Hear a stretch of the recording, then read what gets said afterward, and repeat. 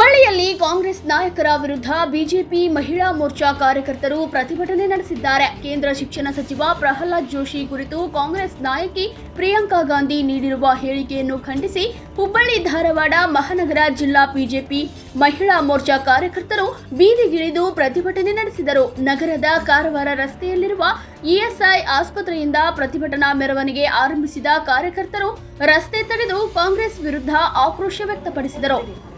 ಈ ರೀತಿಯಾಗಿ ಸುಳ್ಳು ಆರೋಪಗಳನ್ನ ಮಾಡಿ ಅವರು ಕಾಂಗ್ರೆಸ್ ಪಕ್ಷದಲ್ಲಿ ಬಿಜೆಪಿಯವರಿಗೆ ಆರೋಪಗಳನ್ನ ಮಾಡಿದ್ರೆ ಉನ್ನತ ಸ್ಥಾನಕ್ಕೆ ಹೋಗ್ತಾರನ್ನುವ ಒಂದು ಭ್ರಮೆ ಇದೆ. ಆ ಭ್ರಮೆ ಸುಳ್ಳಾಗ್ತದೆ.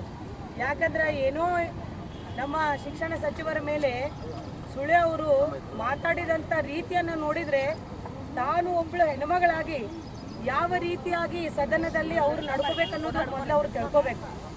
ಅವರು ಬೇರೆದವರಿಗೆ ಕೈ ಮಾಡಿ ತೋರಿಸ್ತಿದ್ದಾರೆ. ಶಿಕ್ಷಣ ಸಚಿವರು ನಡ್ಕೊಂಡ ರೀತಿ ಸರಿ ಇಲ್ಲ, ಅವರು ಆರೋಪಿಗಳನ್ನ ಸಮರ್ಥಿಸ್ಕೊಳ್ತಾರೆ ಅಂತಂದೇಳಿ.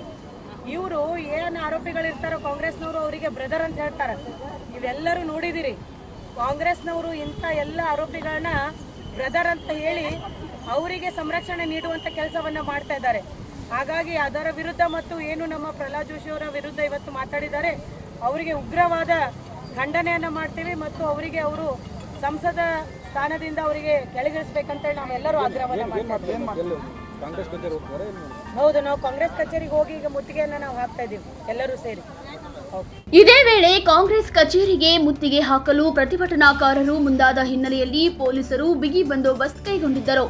ರಸ್ತೆಯಲ್ಲಿ ಬ್ಯಾರಿಕೇಡ್ ಹಾಕಿ ಪ್ರತಿಭಟನಾಕಾರರನ್ನು ತಡೆದ ಪೊಲೀಸರು ಮುತ್ತಿಗೆಗೆ ಮುಂದಾದ ಬಿಜೆಪಿ ಮಹಿಳಾ ಕಾರ್ಯಕರ್ತರನ್ನು ವಶಕ್ಕೆ ಪಡೆದರು.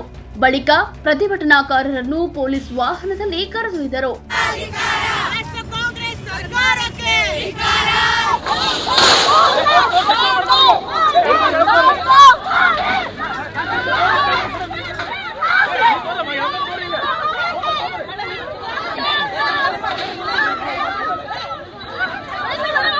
ವೆಂಕಟೇಶ್ ದಾಸರ್, ಜನಮನ ಸುದ್ದಿ, ಹುಬ್ಬಳ್ಳಿ.